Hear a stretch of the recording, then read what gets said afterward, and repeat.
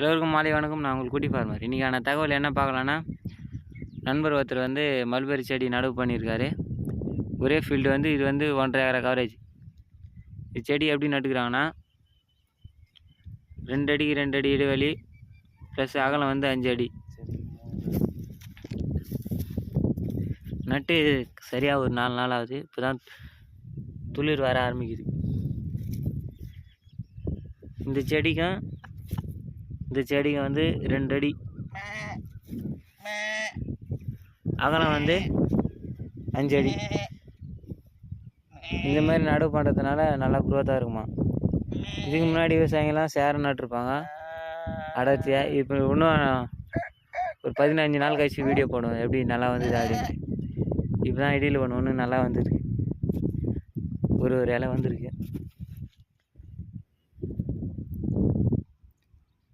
நட்டதுனால வந்து இலைங்க இல்லாததுனால சரியாக தெரில, பார்க்கறதுக்கு வந்து இதுவாக தெரில.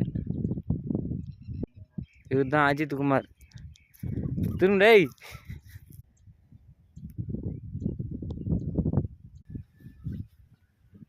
சரியா இதுக்கு போதுமான அளவு வந்து 9,000 செடி பிடிச்சிருக்கான் நடுறதுக்கு. இன்னும் கொஞ்சம் இதுதானா, இன்னும் பக்கத்தில் ஒரு ஃபீல்டு நட்டுருக்காங்க, அதை போய் விசிட் பண்ணுவோம்.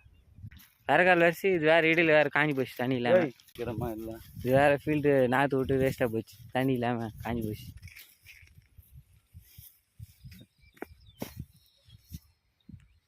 இது எவ்வளோ லாஸ் ஆகிருக்கான்?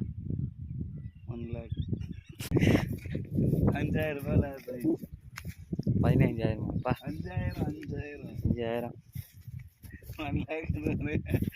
அதை தூவானுங்க. நம்ம இது வரைக்கும் பாருங்க மொத்தம் வேறு. நெக்ஸ்ட் டைம் இது ட்ரை பண்ணி பார்ப்போம். மிஷின் இதில் வச்சிருவானுங்க. நல்லா இது நல்லா நம்ம ஒன்றா அதெல்லாம் பார்த்தா காட்டவே வேணாம். இந்த வந்து என்ன பண்ணலாம்,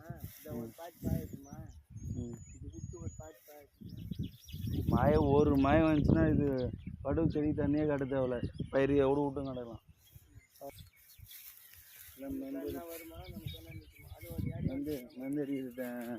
வந்து தண்ணி எடுத்துனா படுவு செடி